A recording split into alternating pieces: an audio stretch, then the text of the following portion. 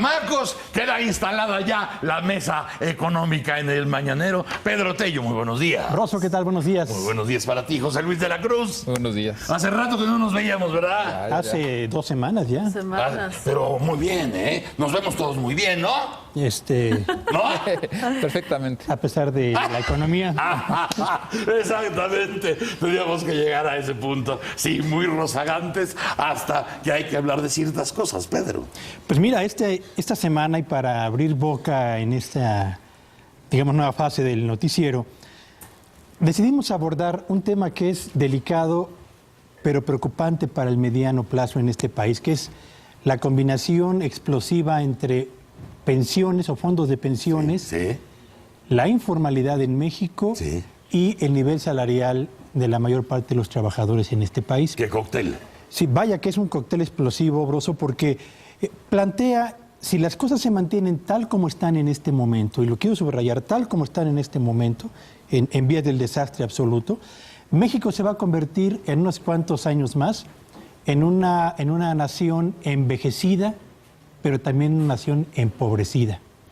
El asunto de las pensiones es un asunto muy relevante porque todos sabemos que las pensiones tendrían que ser una suerte de gratificación para quien durante toda su vida laboral estuvo empeñando tiempo y esfuerzo a la generación de riqueza en nuestro país. Pero por el nivel que tiene la formación o la creación de los fondos de pensiones en México ahora, la pensión, en lugar de convertirse en una gratificación, se va a convertir en una auténtica preocupación para las familias y para los directamente involucrados. Hace unos cuantos días se emitió una información muy relevante a propósito de cuál es el estatus de las pensiones en México. Y entre las cosas relevantes que se dijeron estaba que en México el monto que aporta cada trabajador en su vida laboral a la formación de su fondo de pensiones es el más bajo dentro de la OCDE. Y es correcto. Comparando a México, traemos una gráfica que es justamente la que están ahora mismo viendo. Comparando a México contra otros países, resulta que en México se descuenta mensualmente el 6.5% del salario, contra más del doble en El Salvador, una cifra mucho mayor en Colombia, y vean nada más la diferencia contra Suecia. Frente a un panorama de esta naturaleza, desde luego, el monto de recursos que se van acumulando por trabajador para formar el fondo de pensiones que le va a ser útil al final de su vida laboral, va a resultar absolutamente insuficiente. Déjame poner solamente un ejemplo para ubicar en su justa dimensión de qué estamos hablando. Pensemos en un mexicano que gana el equivalente a 3 salarios mínimos hoy. Estamos hablando de cerca de 6,300 pesos mensuales. Sí. Si este mexicano mantiene exclusivamente la creación de su fondo de pensiones con el descuento del 6,5% que recibe hoy, al término de su vida útil, de esos 6,300 pesos de salario, va a recibir solamente por concepto de pensión el equivalente al 43%, estamos hablando de 2,712 pesos de pensión. Es decir, menos de la mitad de lo que es su salario hoy, pensando en que va a integrar su fondo de pensiones a partir solamente del descuento del 6.5% que marca la ley el día de hoy. Si pensáramos que este hombre quisiera tener una pensión no de 2,712 pesos, sino del equivalente al 50% del salario que tiene hoy, tendría que estar él agregando mensualmente 253 pesos más en forma voluntaria a su fondo de pensión, y con eso tendrá una pensión del orden de los 3,154 pesos. Si este mismo hombre quisiera tener una pensión equivalente al 60%, es decir, del orden de los 3,785 pesos, tendría que agregar mensualmente una aportación voluntaria de 413 pesos. Agregarle más. Y si quiere tener una pensión del orden de los 4,416 pesos al término de su vida útil, tendrá que agregar 574 pesos mensuales de ahorro voluntario a su fondo de pensiones. En una economía donde los salarios son insuficientes para atender las necesidades básicas, el problema de las pensiones a largo plazo se convierte en un problema de capacidad de ahorro en el corto plazo.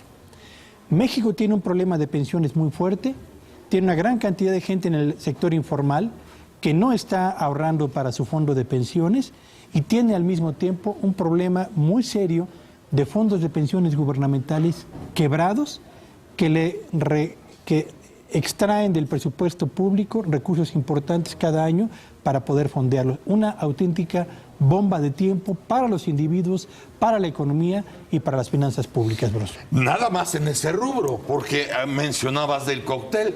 Una de las partes del cóctel son las pensiones y la informalidad también viene siendo otra que al mediano plazo, pues a lo mejor hasta revientan casi al mismo tiempo, ¿no? Claro.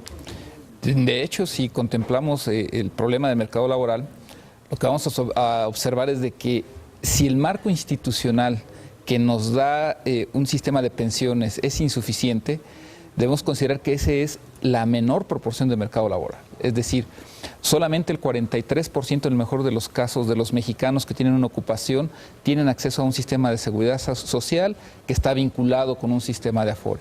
La gran mayoría de los mexicanos, cerca del 57-58%, está fuera de eso.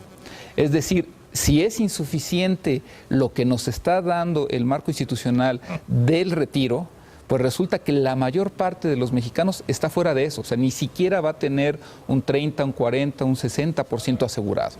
¿De qué estamos hablando de ahí? Cerca de 31 millones de mexicanos que tienen una ocupación, pero que no tienen el sistema de seguridad social, muchos de ellos que entran y salen además del sistema de pensiones, simplemente van a llegar a esta edad de retiro después de los 60 años y no van a contar ni siquiera con esta prestación.